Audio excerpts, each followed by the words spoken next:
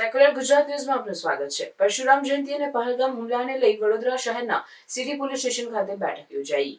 તારીખ 26/4/2025 શનિવારના રોજ સાંજે 6:30 વાગ્યે શહેર સિટી પોલીસ સ્ટેશન ખાતે શાંતિ સમિતિની મહત્વપૂર્ણ બેઠક યોજાઈ, જેમાં 29/4 પરશુરામ જયંતિ યાત્રા અને કાશ્મીરના પહલગામમાં થયેલ હુમલાને ધ્યાનમાં રાખીને ઉચ્ચ અધિકારીઓ, ઝોન એસપી સાહેબ તથા ડીસીપી સાહેબના માર્ગદર્શન હેઠળ આ બેઠકનું આયોજન કરવામાં આવ્યું હતું। આમાં તમામ શાંતિ સમિતિના આગેવાનો જે વિસ્તારમાંથી આ યાત્રા પસાર થવાની છે તે વિસ્તારોના આગેવાનો તથા એફઓબીના સભ્યોએ પોતાની ફરજગત હાજરી સુનિશ્ચિત કરી હતી। रिपोर्टर आरिफ सैयद साथे इब्राहिम तैडीवाला।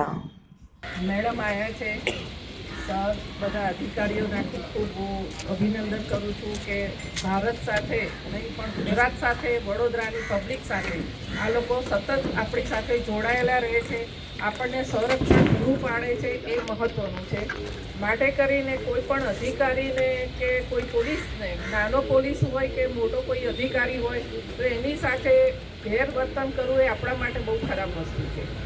પોલીસ કેવી રીતે કામ કરે છે આપણે બધા જોયું છે, આપણે બધા એમની સાથે રહેલા છીએ, પણ એ પણ એક પરિવારને મૂકીને કામ કરતું હોય, આપણી માટે રક્ષા કરતું હોય, તે પોલીસ તંત્રને આપણે સેલ્યુટ મારવાનું હોય। બીજી વસ્તુ કે અત્યારે જે બનાવ બન્યો છે એને લક્ષીને ગુજરાતમાં ઘણી બધી અફવાઓ આવી રહી છે, પણ એ અફવાઓને આપણે ધ્યાનમાં નહીં રાખવાનું, એક ભાઈચારો રાખીને આપણે આગળ વધીશું, એકબીજાના સાથે સાથ સહકાર આપવાનો એવી મારી વિનંતી। જય હિન્દ। यहाँ पर तारीख 29 तारीख को परशुराम यात्रा की शोभा यात्रा निकलने की है, जो पानी गेट से पसार होगी और अमदावादी पुल के पास शायद खत्म होगी। तो उसके अनुसंधान में यहाँ पे मीटिंग रखी गई थी शांति समिति के, तो उसके अंदर पन्ना मैडम से जो हमको मार्गदर्शक मिला उस तरह हमें काम करना है। जितने भी पानी गेट के मुस्लिम विस्तार से पसार होगी, हमारा पूरा भरपूर सहयोग और सहकार रहेगा, साथ रहेगा कि ये यात्रा शांति से पसारता है, बस ये हमारी कोशिश रहेगी। सलीम एपोलो, वडोदरा शहर कांग्रेस महामंत्री।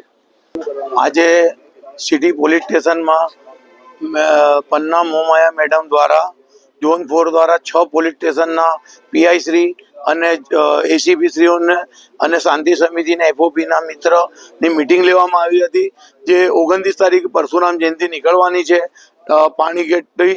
એ પાણીગેટથી નીકળીને અમદાવાદી પોલ પુણાઈથી થશે, તો સમગ્ર જે મુસ્લિમ વિસ્તાર છે એમાં સમગ્ર મુસ્લિમો એ યાત્રાનું સ્વાગત કરશે। અને આપણા જે બરોડા સંસ્કાર નગરી છે એ સંસ્કાર નગરીમાં હંમેશા અમારી એવી કોશિશ છે, અને બરોડા શહેર ના મુસ્લિમ સમાજ તરફથી બી અને તમામ સમાજના લોકો તરફથી કે આપણા શહેરમાં શાંતિ જળવાઈ રહે અને કોમી શાંતિ જળવાઈ રહે। અને જે આજે એક દુઃખની વાત બી છે કે ભાઈ જે 28 લોકો જે આતંકવાદી પ્રવૃત્તિમાં શહીદ થયા છે એમને અમે દિલસોજી પાઠવીએ છીએ અને એમના પરિવાર સાથે અમે દુઃખની લાગણી બી વ્યક્ત કરીએ છીએ। અને આ તહેવાર જે છે એ સારી રીતે શાંતિથી અને ભાઈચારાથી નિપટી જાય એવી અમારી આશા છે। આપનો પરિચય? Arif Malek, social worker. 29 તારીખે પરશુરામ જયંતિ આવી રહી છે, જે યાત્રા જે છે એ દર વર્ષે પરંપરાગત રીતે નીકળે છે અને પાણીગેટ થઈ પછી માંડવી થઈને લહેરીપુરા થઈને આગળ જાય છે। તો સિટી વિસ્તારમાં જ્યાંથી નીકળી રહી છે એ સેન્સિટિવ વિસ્તાર ગણી શકાય આપણે, અને એના અનુસંધાને આજે ઝોન 4 હેઠળના તમામ પોલીસ સ્ટેશનની આજે શાંતિ સમિતિની બેઠક કરવામાં આવી હતી, જેમાં city police station, Kumbharwada, Varsi, Papod અને કારેલી આટલા પોલીસ સ્ટેશનના શાંતિ સમિતિના સભ્યો, રેન્ડમ પોલીસ અને સામાજિક આગેવાનો અને લોકો ઉપસ્થિત રહ્યા હતા, જે લોકોની સાથે આ યાત્રામાં કઈ રીતે શાંતિપૂર્ણ યાત્રા પૂરી કરી શકાય અને લોકોના સજેશન લેવામાં આવેલા છે। યાત્રા દરમિયાન શું તકેદારી રાખવાની છે એની જાણકારી આપવામાં આવેલી છે, અને એ દિવસે કોઈ અનિચ્છનીય બનાવ ન બને એની ખૂબ તકેદારી રાખવા માટે સૂચના આપવામાં આવેલી છે।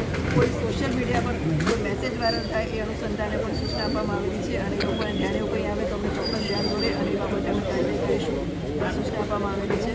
સાથોસાથે અત્યારે જે કંઈ બનાવ બન્યા છે ને જેના કારણે જે કોઈ માહોલ છે એમાં કોઈ ગેરસમજ ન થાય એ માટે પણ એ લોકોને સૂચના આપવામાં આવેલી છે, અને આ યાત્રા સાહિત્ય પૂર્ણ થાય એ માટે સિટી પોલીસ સ્ટેશનમાં હાલમાં પણ કામગીરી ચાલુ છે। શાંતિ સમિતિની બેઠકો બાદ અમે લોકો પેટ્રોલિંગ કરવાના છીએ અને રોજે રોજ અમે લોકો પકડી કરી રહ્યા છીએ, ધાબા ચેક કરી રહ્યા છીએ, અને અમારા જે બંદોબસ્ત છે એ અમે બંદોબસ્ત પણ મૂવિંગ બંદોબસ્ત, ધાબા પોઈન્ટ, બી પોઈન્ટ અને ડી કેમ્પમાં પણ ધાબા પોઈન્ટ રાખી અને મારી રીતે બંદોબસ્ત કરવાના છે.